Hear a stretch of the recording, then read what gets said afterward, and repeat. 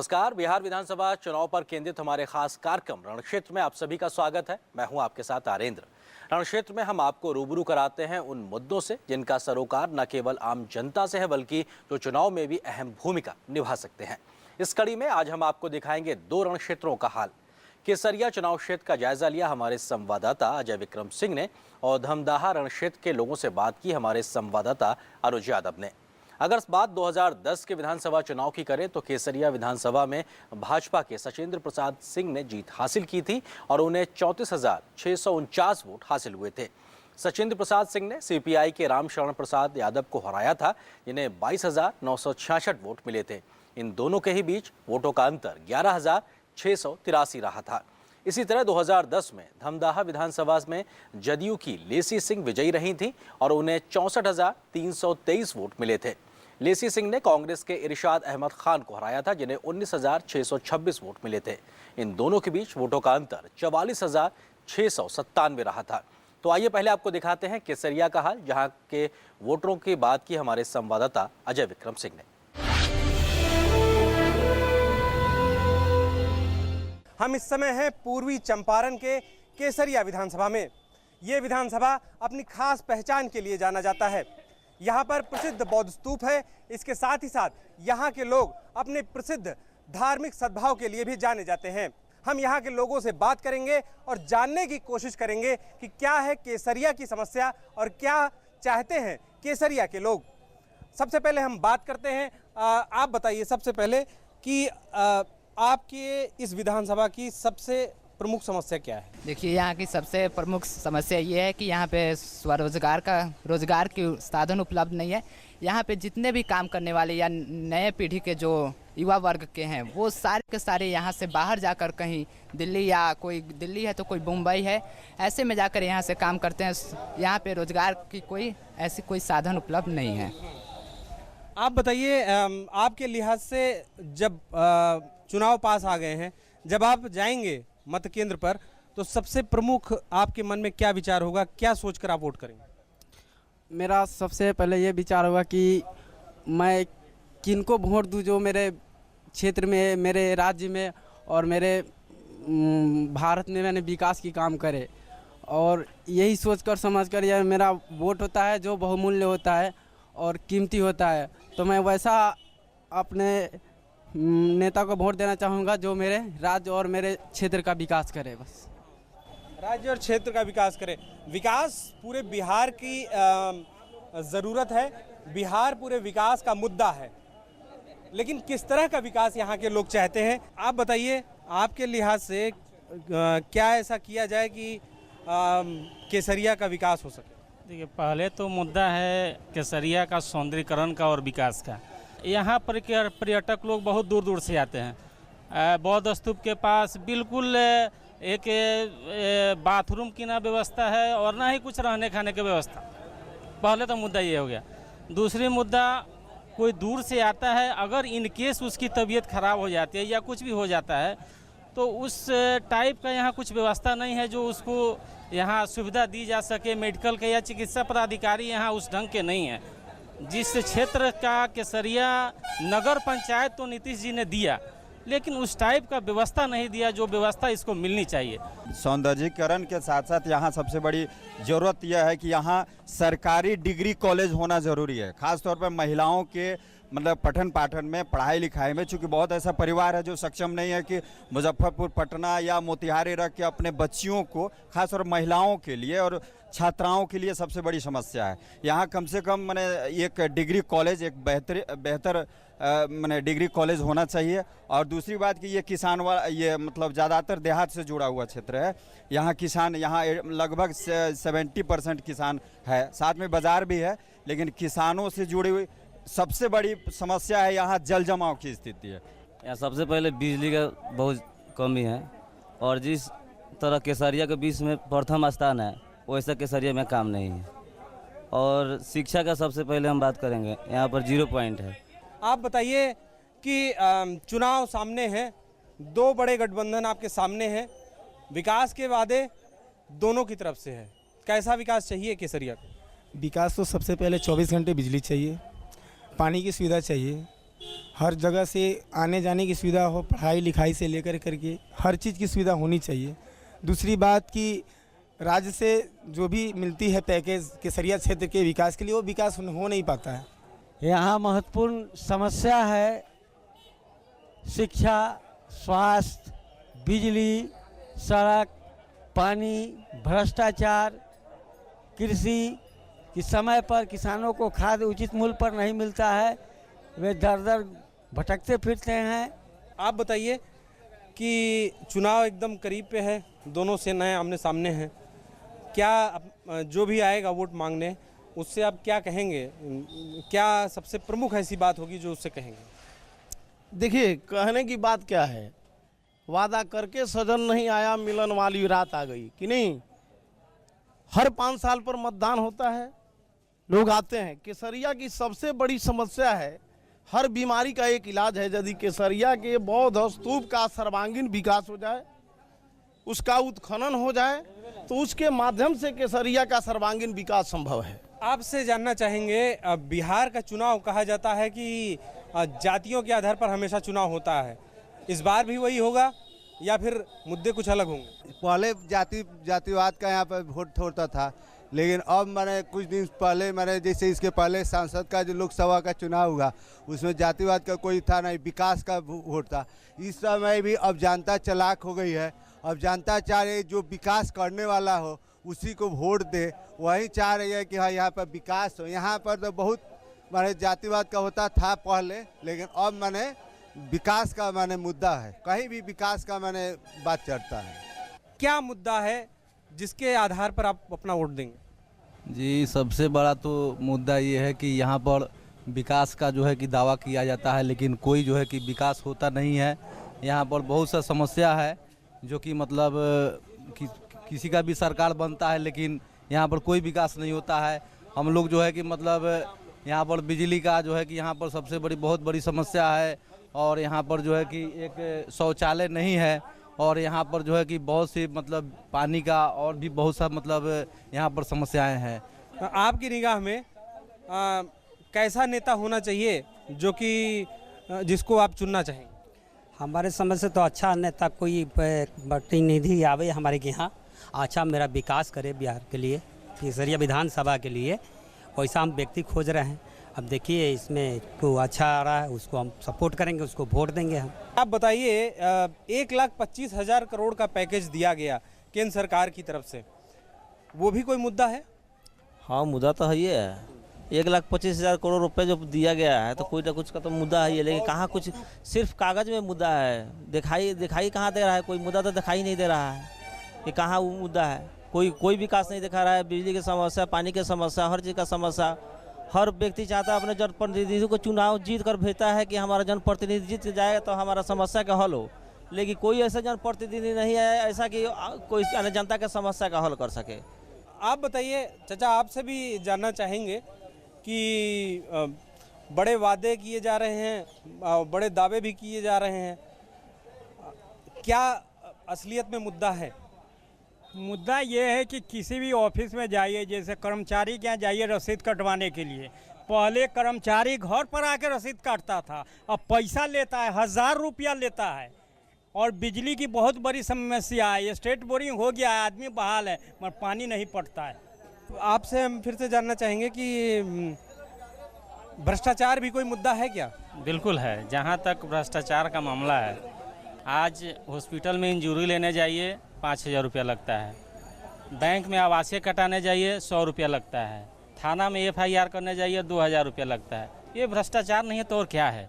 यह आम जनता को ठगने का काम ये लोग करते हैं। सिर्फ वादा वादा वादा, एक वादा पे जनता कितना दिन भरोसा करेगी? जनता को मूलभूत सुविधा में उसको चाहिए जो चीज़ जेन्युइन है, जो चीज़ रोज़ उसके साथ जीवन में घट रहा है उसमें उसको बेनिफिट चाहिए। जैसे आवासीय हमारे भाइयों को बनवाना पड़ रहा है, वहाँ पे जा रहे हैं पार्टी ऑफिस में, वहाँ कह रहा है कि 50 रुपये दीजिएगा तब काटेंगे रसीद, नहीं तो नहीं काटेंगे। KCC लेने जा रहा है, बैंक मैनेजर कह रहा है 5,000 रुपये दीजिएगा तो आपका बिना खेत का कर देंगे। खेत है, अगर 5,000 रुपये नहीं दीजिएगा आपके पास भूमि नहीं है। ये सब चीज़ पे बिल्कुल अंकुश लगना चाहिए। अगर ये चीज़ नहीं लग रहा है तो कौन सा विकास है? बिल्कुल विकास नहीं है। अंकुश लगना चाहिए भ्रष्टाचार पे और तमाम बातें हैं, लेकिन एक मुद्दा ये भी है कि पिछले 5 सालों में कहा गया कि बिहार को विशेष राज्य का दर्जा दिया जाना चाहिए, वो भी कोई मुद्दा है क्या?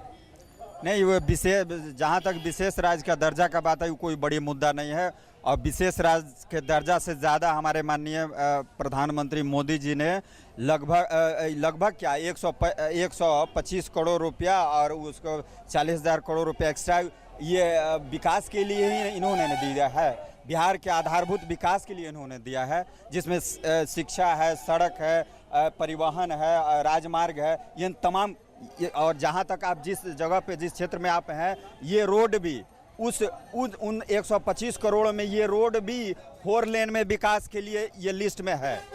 जो कि यहाँ ट्रांसपोर्टिंग का सबसे बड़ा प्रॉब्लम ये होता है क्या कि चूँकि सिंगल रोड है, आने जाने में देहात से जुड़ा हुआ है, बहुत इंगेज रोड है, लेकिन यहाँ 4 लेन ये एकदम ज़रूरी था। विकास ही मुद्दा है पूरे बिहार का, विकास ही मुद्दा है केसरिया का। केसरिया को तय करना है कि उसे किस तरह का विकास चाहिए, क्योंकि दोनों गठबंधन विकास को लेकर ही चुनाव में आ रहे हैं।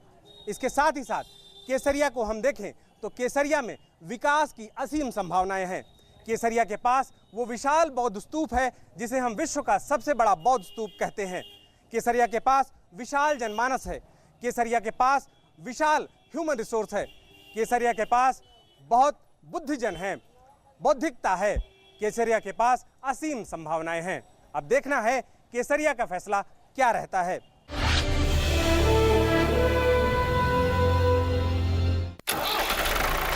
आ गया है नया 40 हॉर्स पावर खेती का बॉस महिंद्रा 415 DI। 158 NM का सर्वश्रेष्ठ टॉर्क और जबरदस्त पावर इंजन जो दे शानदार माइलेज, खेती के लिए खास गियर स्पीड्स और 1500 किलो की लिफ्ट कैपेसिटी। खेती का बॉस महिंद्रा 415 DI।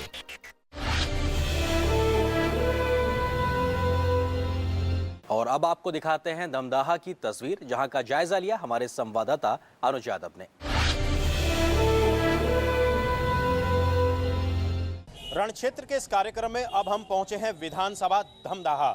जी हां, दमदाहा विधानसभा में क्या है मुद्दे, क्या है लोगों की समस्याएं और क्या चाहते हैं लोग अपने नेताओं से और अपनी सरकारों से, इस पर बातचीत करेंगे।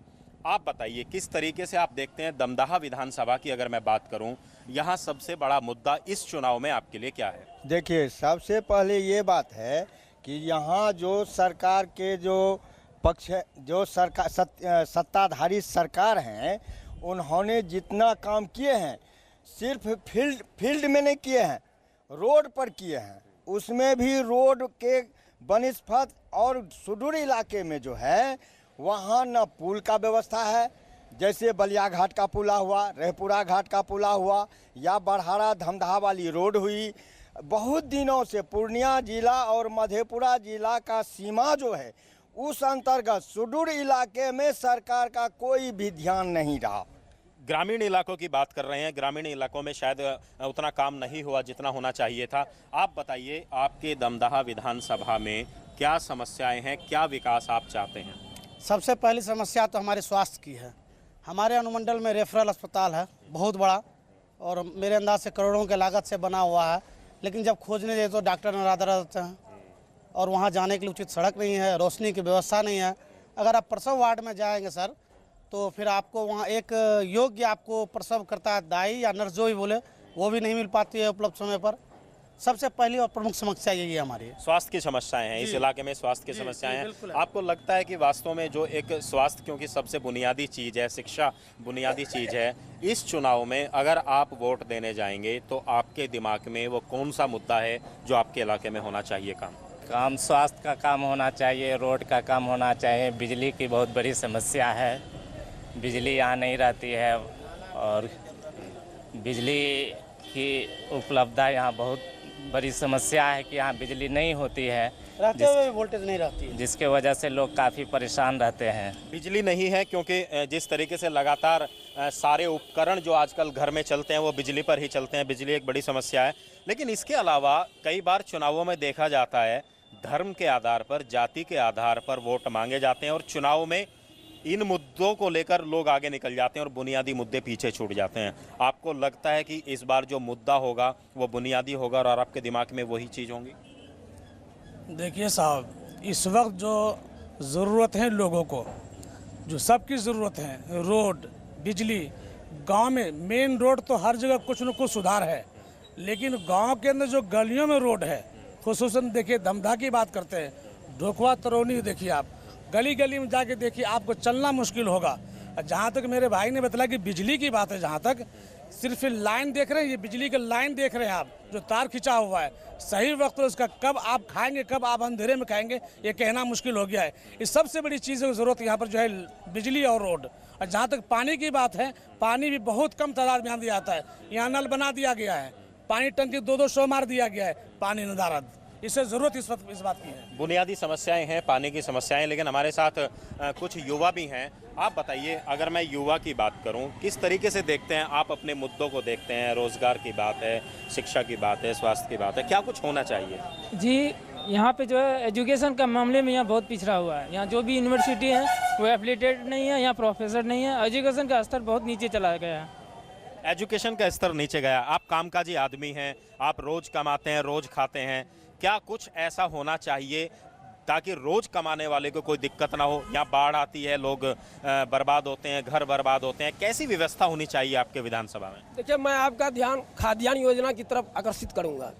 सरकार जो ये दावा करती है, मैं गरीबों को 2 रुपये किलो चावल गेहूं देता हूं, अगर सरकार ज़मीनी तहकीकात करे, हकीकत में क्या गरीबों को मिल रही है? या तो दलाल के यहाँ जाता है या पैसे वालों को यहाँ जाता है। गरीबों के यहाँ ना 2 रुपये किलो चावल मिलती है, ना गेहूं मिलता है। अगले बार जब राशन वितरण होने लगा कूपन, तो बोला अगले बार आप लोगों का नाम आएगा, लेकिन इस बार भी जब गया तो नाम नहीं आया। सरकार योजनाएं चलाती है, लेकिन जो एक आम आदमी है उस तक वो योजनाएं नहीं पहुंचती हैं। आप बताइए, आप तो युवा हैं, किस तरीके से देखते हैं कि आपकी नई सरकार कैसी हो, नया नेता कैसा हो, विकास के कार्य कैसे हों, ये बताइए। विकास का कार्य करने के लिए हम लोग जो है अपना नेता चुनेंगे, बढ़िया नेता जो होगा, ठीक ना। लेकिन आप इस बार जातिवादी और इन चीज़ों में नहीं फंसेंगे ना? क्या मुद्दे रहेंगे दिमाग में? विकास का मुद्दा मेन है हम लोग का, हम लोग का जितना मुद्दा है यहाँ पे विकास का है। आप इस इलाके के अगर हम देखें, इस इलाके में गरीब लोग रहते हैं, रोज कमाने वाले लोग रहते हैं, दिमाग में मुद्दे क्या रहते हैं? नई सरकार का फिर से चुनाव होगा, विधानसभा चुनाव का होगा, क्या दिमाग में रहेगा जब आप वोट देने जाएंगे? वोट देने के लिए जाएंगे तो हम लोग सोचेंगे नई सरकार हो, अच्छी ढंग से चले, विकास हो। सभी लोगों के दिमाग में यही बात है कि विकास हो। आप किस तरह का विकास चाहते हैं अपने इलाके में? विकास तो हम लोग को तो जितना नाले बना दे, बिजली दे दे, जिसके बाद जो सड़क है वो योजना के चालू कर दे। विकास में जितना जो मिलना चाहिए वो आज ही मिले, और यही हम लोग चाहते हैं। हम लोग उससे क्या मतलब कि हम लोग तो कमाने खाने वाले आदमी हैं। बिल्कुल कमाने खाने वाले आदमी हैं। जो बुनियादी चीज़ें हैं वो इन लोगों को अगर मयस्सर हो जाएं तो निश्चित तौर पर काफ़ी कुछ हो सकता है। आप बताइए, और किस तरीके से आप देखते हैं आपके इलाके का कैसा विकास हो, कैसे मुद्दे आपके चुनाव में उठें इस बार? मेरे हिसाब से बिजली, सड़क, पानी और स्वास्थ्य, ये 4 प्रमुख चीज़। उसके बाद शिक्षा। सर, शिक्षा तो मतलब अच्छे घरों के बच्चे सरकारी स्कूल में जाते ही नहीं हैं, वो जाते ही नहीं। आप एक भी अच्छे घर के बच्चे को देखेंगे सर, सारे प्राइवेट ट्यूशन कोचिंग में जा रहे हैं। आखिर क्यों नहीं जा रहे हैं, जबकि सरकार इतनी फैसिलिटी, इतनी सुविधा दे रही है? या तो शिक्षकों का अभाव है या अच्छे पढ़ाने वाले शिक्षकों का अभाव है। शिक्षकों का अभाव है। बाबा, आपने इतने चुनाव देखे, आप बुजुर्ग हैं, आप बताइए आप किस तरीके से देखते हैं कि आने वाली युवा पीढ़ियों के लिए आपका इलाका विकास करे? क्या मुद्दे चुनाव में उठने चाहिए? धर्म और जाति के नाम पर लोग बांटने की कोशिश करते हैं। इसमें तो सबसे कमी हमारे यहाँ रोड और बिजली की आ रही है। उसके अलावा अफसरशाही ज़्यादा हो रहा है यहाँ इस इलाके में। ऑफिस वगैरह जाते हैं तो कोई पूछने वाला नहीं होता है, समझे ना। इस सब पर थोड़ा ध्यान दिया जाए और विकास किया जाए। अफसरशाही हावी है, इस तरह का बुजुर्गों का मानना है। किस तरीके से आप देखते हैं इस चुनाव में क्या मुद्दा उठे आपके लिए? देखिए, बता रहे हैं आपको, हमारे घर के इधर जो रोड रास्ता है थाना के बगल में, उधर रास्ता ने किस तरह से गुजर रहे हैं सर। इतना एप्लीकेशन लिख दिए, लेसी सिंह को भी दिए हैं, अभी तक कोई सुनवाई नहीं ले रहा है सर। बहुत मुसीबत से हम गुजरते हैं हम लोग। आप गरीब आदमी हैं, लेकिन जब नेता वोट मांगने आते हैं आप इन मुद्दों को उठाएंगे, बोलेंगे आप? क्यों नहीं बोलेंगे सर, हमारा मन होगा जिसका मर्जी होगा वोट देने का उसको देंगे, जो हमारे दिल में है उसको देंगे, जो हमारे गांव के इधर विकास करेगा उसको चाहेंगे। बिल्कुल, जो विकास करेगा उसी को वोट देंगे। आप बताइए किस तरीके से दमदाहा विधानसभा में आप देखते हैं कि कार्य होने चाहिए, विकास के मुद्दे उठने चाहिए, क्योंकि मुद्दे वो उठते हैं जो शायद आम आदमी से सरोकार नहीं रखते। आप क्या चाहते हैं? देखिए, विकास का मुद्दा जो है माने कहने के लिए सारे नेता लोग कह रहे हैं कि विकास होगा, आम जनता भी मांग कर रही है कि भाई विकास हो, लेकिन विकास जो है सो सही मायने पर नहीं हो रहा। किसान का विकास कहीं भी ब्लॉक स्तर हो, चाहे जिला स्तर हो, चाहे पंचायत, चले जाते हैं ना, तो ब्लॉक में जाइए तो आपको बगैर पैसा दिए हुए मोटेशन नहीं होगा, न दाखिल खारिज होगा, ना आपका पंचायत में कोई काम जो हो रहा है। तो विकास क्या है? किसान का कोई विकास नहीं है। खाद के समय जिस समय जो किसान का जो है सो खाद का जरूरत है उस समय ब्लैक होगा। अधिकारी कर्मचारी लोग कुछ सुनने वाला नहीं, कर्मचारी सुनने वाले नहीं है, अधिकारी सुनने वाले नहीं है। आप बताइए किस तरीके से समस्याएं आती हैं आपके सामने? चुनाव इस बार फिर से होने जा रहा है, क्या मुद्दा आप समझते हैं कि चुनाव में होना चाहिए? हम लोग को जो है ना रास्ता में बहुत प्रोग्राम है, रास्ता नहीं है, बहुत पानी में जाते हैं आते हैं घर तक का, यही विकास हम लोग चाहते हैं। आप बताइए, आप किस तरीके से चाहते हैं, क्या कार्य होने चाहिए आपके इलाके में? हम लोग गरीब आदमी, कमाने खाने वाला आदमी है, तो क्या करेंगे? इसका जो है हम लोग को कुछ ऐसा सुविधा चाहिए कि सरकार ऐसा अथी दे कि हम लोग कमाए खाए बढ़िया। इस हिसाब से मतलब हम लोग का संसार सरकार बढ़ाए, ऐसे हम लोग का चाहिए, सहीता यही है। दमदाहा विधानसभा क्षेत्र में इसी तरह की बड़ी समस्याएं सामने निकल कर आई हैं कि विकास होना चाहिए। आप बताइए किस तरह का विकास आप चाहते हैं? यहाँ शिक्षा की बात आई, सड़क की बात आई, बिजली की बात आई, और क्या कुछ है जो आप चाहते हैं? उद्योग धंधे यहाँ पर लगने चाहिए या हैं? बिल्कुल, उद्योग धंधे लगने चाहिए यहाँ पर। उद्योग लगने से बेरोजगारों को रोजगार मिलेगा, और जो पैसे लोगों के पास नहीं है वो काम करने से उनके पास पैसे होंगे, खुशहाल होंगे। खुशहाली आएगी अगर यहाँ पर उद्योग धंधे आएंगे। अच्छा, आप ये बताइए कि लोगों को बाहर काम करने के लिए जाना पड़ता है, ऐसी व्यवस्था आप चाहते हैं आपके इलाके में हो कि बाहर ना जाना पड़े? बाहर ना जाना पड़े, और हम लोग का बेटी पुतौ लड़की सब सम्मान पड़े, हम लोग को विकास धमधामी मिले, तो हम लोग उससे खुश रहते। ये एक सबसे बड़ी बात इन्होंने बोली कि जो लड़कियों की पढ़ाई है, एजुकेशन है, उसको ज़्यादा बढ़ावा यहाँ पर देना चाहिए। आप बताइए, आप किस तरीके से देखते हैं, और क्या कुछ युवाओं के लिए होना चाहिए आपके दमदाहा विधानसभा में?